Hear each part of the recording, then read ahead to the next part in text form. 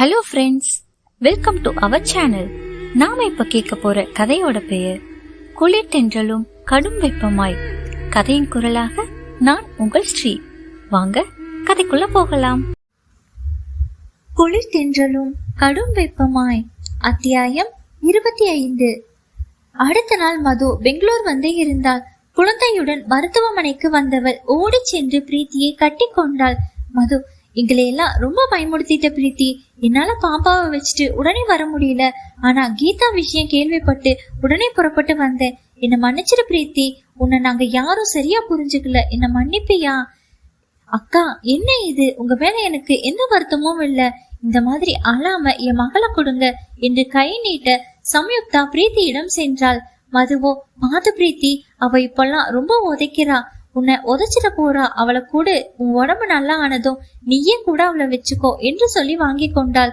மதுவிடம் அந்த சம்யுக்தா அழ ஆரம்பிக்க பிரீத்தி சம்யுக்தாவை அருகில் படுக்க வைத்துக் கொண்டாள். உடனே அவள் அழுகை நிற்க எல்லோரும் சிரிக்க ஆரம்பித்தனர். ஹரீஷ் மட்டும் அந்த இடத்தில் இல்லை. ஹாஸ்பிட்டல் வளாகத்தின் ஒரு ஓரத்தில் வெறித்திருந்தவன் மனது ரணமாக இருந்தது. என்ன வார்த்தை சொல்லிவிட்டால்? உடல் சுகத்துக்காக ஆசைப்பட்டேன் என்று எப்படி அவளுக்கு நினைக்க தோன்றியது? அதுவும் எந்த நிலையிலும் வேறு ஒரு பெண்ணை பற்றி எண்ணியதும் இல்லை. என் காதலை அவள் புரிந்து கொண்டது அவ்வளவுதானா? வேண்டாம், இனி ஒருபோதும் தாம்பத்திய வாழ்க்கையை வாழ மாட்டேன். ஆனா என் காதலை அவளுக்கு உணர்த்துவேன். என்னதான் முடிவெடுத்தாலும் மனம் மட்டும் ரணமாய் கொதித்தது. ஒரு முடிவோடு அவள் இருந்த அறையை நோக்கி நடந்தான். எல்லோரும் அறையில் பேசிக்கொண்டு இருப்பதை பார்த்து அவனும் பேச்சில் கலந்து கொண்டான். வளர்மதிதான், ஹரீஷ் கண்ணா, நான் கேக்குறேன்னு கோபிச்சு கொள்ளாத. கீதா நேத்துல இருந்து வீட்டுக்கே வரல. நீ அவளை ஏதோ செஞ்சிடலையே என்க. பிரீத்திக்கு அப்போதுதான் கீதாவின் நினைவே வந்தது. மனம் படபடன்னு அடித்து கொண்டது.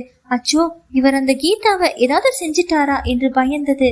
ஹரீஷ், அவளுக்கு ஒண்ணும் இல்ல அம்மா, கொஞ்சம் நாளா வந்துடுவா என்று சொல்ல பிரீத்தி அவசரமாக, அவளை என்ன செஞ்சீங்க சொல்லுங்க பிளீஸ் என்று கெஞ்ச. ஹரீஷ், நீ பயப்படும்படி எதுவும் செய்யல என்று சொல்ல, என்னதான் பண்ணனீங்க ஹரீஷ்? அவ தப்பே செஞ்சிருந்தாலும் அவ ஒரு பொண்ணு, அதை மறந்துடாதீங்க என்று கூற, அதனால தான் அவளை விட்டு வச்சிருக்கேன். ஒருவேளை அவ ஒரு ஆணா இருந்திருந்தா அவனுடைய உடம்புல உயிரை தவிர எல்லாத்தையும் கொண்டிருப்பேன் என்றான் ஹரீஷ் ஆவேசமாக. பிரீத்தி, பிளீஸ் அவளை எதுவும் செய்யாதீங்க, ஒரு முறை மிரட்டி மட்டும் விட்டுடுங்க, அது போதும் என்று சொல்ல, நான் ஒன்னும் கோலம் இல்ல ரிது. அவளுக்கு இந்த ஹரீஷ் யாருன்னு கொஞ்சமாவது புரிய வைக்கிறேன். ஆனா அவ உயிருக்கோ இல்ல மானத்துக்கோ என்னால எந்த ஆபத்தும் வராது. போதுமா? இதுக்கு மேல அவளை பத்தி பேசாத. அந்த அளவுக்கு அவளுக்கு தகுதி இல்லை என்று அத்தோட அந்த பேச்சுக்கு முற்றுப்புள்ளி வைத்து விட்டான். 2 நாட்களுக்கு பின் பிரீத்தியை வீட்டுக்கு அழைத்து வந்தனர். மது ஆரத்தி எடுக்க பிரீத்தி உள்ளே நுழைந்தாள். உள்ளே வந்தவள் நேராக அவள் அறைக்கு செல்ல ஹரீஷுக்கு முகம் கருத்தது. வேகமாக அவள் இருந்த அறைக்கு சென்றவன், இப்ப கூட நீ மேல இருக்கிற ரூமுக்கு வரமாட்டியா ரிது? ஏதோ கோபத்துல பேசிட்டேன், இன்னும் அதை உன்னால மறக்க முடியலையா? ரொம்ப கஷ்டமா இருக்குடி என்க. பிரீத்தி அமைதியாக அவனை பார்த்தவள் ஒரு நொடி நின்று பின் மகனை படுக்க வைத்து விட்டு அவனின் அருகில் வந்து அவன் கண்களை பார்த்து, உங்களை கஷ்டப்படுத்த நான் இங்க வரல. என்னால இப்போ மாடிப்படி ஏற முடியாது. எனக்கு இப்போதானே குழந்தை பிறந்திருக்கு. என்னால எப்படி நம்ம அறைக்கு வர முடியும் என்றாள். பிரீத்தி சொன்ன நம் என்ற வார்த்தையிலேயே அவன் முகம் மலர்ந்து விட்டது. ஆனால் அவள் சொன்ன காரணம்தான் பேந்த விழித்தான். உடனே சமாளித்து, அப்படின்னா சரி, ஆனா நான் இங்கதான் தங்குவேன், அதுல உனக்கு எந்த பிரச்சனையும் இல்லையே என்று கேட்க, நீங்க ஏன் இப்படி எல்லாம் பேசுறீங்க? நீங்க தங்குவதற்கு நான் என்ன சொல்ல போறேன்? ஒருவேளை நான் ஹாஸ்பிட்டல்ல பேசியதுதான் உங்க மாற்றத்துக்கு காரணமா ஹரீஷ்? எனக்கே புரியாம நான் ஏதோ தவறா பேசிட்டேன். அதை மனசுல வச்சுக்கிட்டு நீங்க வருத்தப்படுறது எனக்கு கஷ்டமா இருக்கு ஹரீஷ். பேசியது உங்க ரிது தானே, என்ன மன்னிக்க மாட்டீங்களா ஹரீஷ் என்று அவன் கண்களை பிடித்தாள். ஹரீஷ் அவள் கைகளை மெதுவாக கீழிறக்கி அவளை பார்த்து, நீ ரிது தாண்டா, ஆனா உனக்கு நான் உன் ரிஷி என்பது மறந்தும் நீ என்ன ரிஷின்னு கூப்பிடவே இல்லையே ரிது. இன்னும் உனக்கு என் மேல கோபம் தீரலையா, இல்ல என்ன மன்னிக்கலையா என்று கேட்க பிரீத்தி அவனை அதிர்ந்து நோக்கினாள்.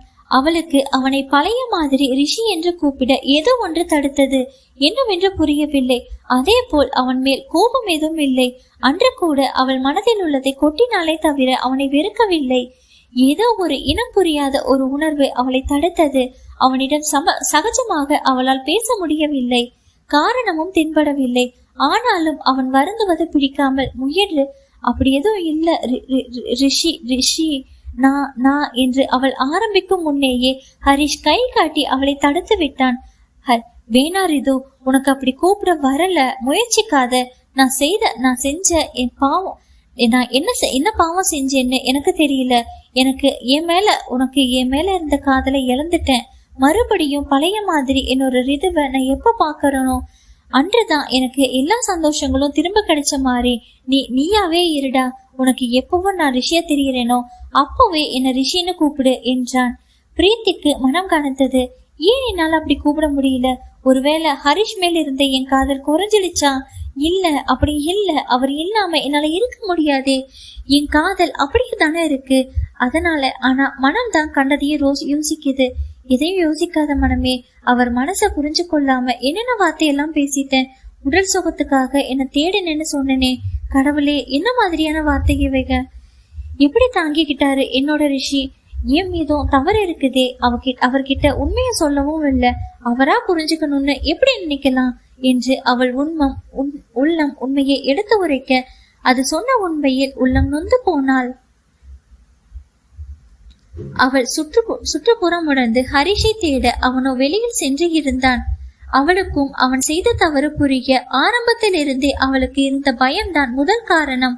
சுந்தர் வந்து மிரட்டிய போதே அவள் அதை தைரியமாக எதிர்கொள்ளாமல் விட்டது முதல் தவறு. அப்படியே மிரட்டி இருந்தாலும் அதை பற்றி ஹரிஷ் கிட்ட சொல்லாமல் தானாகவே முடிவெடுத்து வெளியில் சென்றது இரண்டாவது தவறு. கடைசியாக ஹரிஷை திருமணம் செய்த பின்னாலும் எந்த உண்மையையும் சொல்லாமல் அவனுடைய அன்பில் குற்றம் கண்டது மூன்றாவது தவறு என அவளுக்கு அவளை நீதிபதி ஆனாள். கடைசியாக ஹரிஷின் காதலை கொச்சப்படுத்தி பேசிய வார்த்தைகளை எண்ணி கண்ணீர் வடித்தாள். என்ன மாதிரியான வார்த்தைகள்! கடவுளே, என் ரிஷியை எப்படி என்னால் அப்படி பேச முடிஞ்சது? அப்படி பேசியும் கூட என்கிட்ட அதே காதலோடு எப்படி இருக்க முடியுது அவரால? கண்களில் கண்ணீர் வடிந்து சேலை ஈரமாகி இருந்தது. கன்னத்தில் கண்ணீர் கோடுகள் படிந்து காய்ந்து இருந்தது. அவளின் மகள் அழுவது கூட அவள் காதில் விழவில்லை. கடைசியாக மகனாலும் சத்தம் கேட்டு ஹரிஷ் உள்ளே வந்தான்.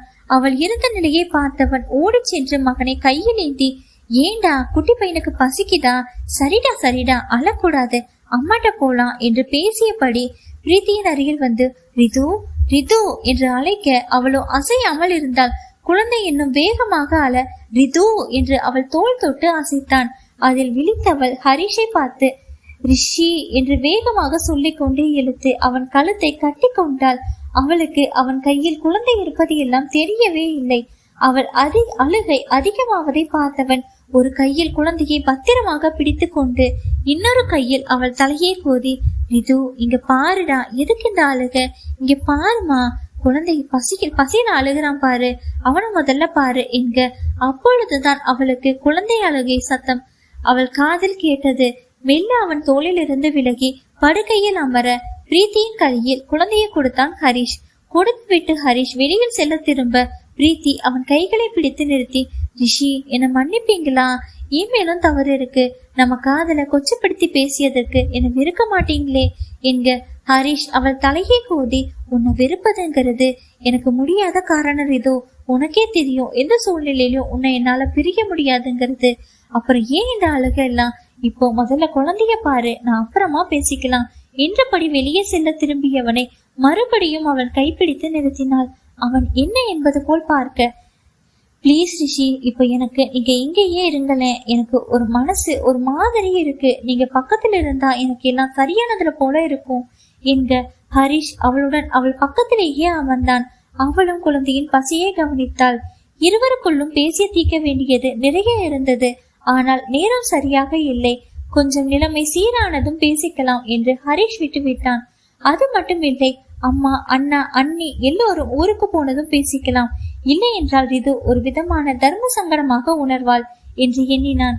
ஆனால் அடுத்த நாள் அவன் அன்னை அவனுடைய நினைப்பில் குண்டை தூக்கி போட்டாள். வளர்மதி ஹரிஷை அழைத்து, அடுத்த வாரம் பிரீத்திக்கும் குழந்தைக்கும் தலைக்கு ஊத்தணும். அதுக்காக நம்ம ஜோசியர் கிட்ட பேசணும். இப்ப நாம ஊட்டிக்கு போய் வருவது முடியாது என்பதனால அவரை இங்க வர சொல்லி இருந்தேன். அவர் ரயில்வே ஸ்டேஷன்ல இருக்கிறதா போன் பண்ணினாரு. ராமுவை அனுப்பி அவரை அழைச்சு வர சொல்லு கண்ணா என்றார். ஹரிஷும் ராமுவை அனுப்பி ஜோசியரை அழைத்து வர செய்தான். ஜோசியர் வந்து குழந்தையின் பிறந்த நேரத்தை வைத்து ராசி நட்சத்திரம் எல்லாம் குறித்து கொடுத்தார். அடுத்த வாரத்தில் ஒரு நல்ல நேரத்தையும் குறித்து கொடுத்தார். அன்றே பிரீத்தியை வீட்டுக்கு அழைக்கலாம் என்றார். ஹரிஷுக்கு ஒன்றும் புரியவில்லை. மெதுவாக பிரணேஷ் கிட்டே வந்தவன், அண்ணா ரிதி இப்போ வீட்டுக்குள்ள தானே இருக்கா, அப்புறம் எந்த வீட்டுக்குள்ள அழைக்க போறாங்களா, அதுக்கு நல்ல நேரம் வேற பாக்குறாங்க என்று கேட்க பிரணேஷ் தலையிலேயே அழைத்து கொண்டான். காரணம் இதே கேள்வியை தான் மது வீட்டுக்கு அழைக்கும் போது அவனும் அவள் அண்ணியிடம் கேட்டான். அண்ணனுக்கு தப்பாம பிறந்த தம்பி.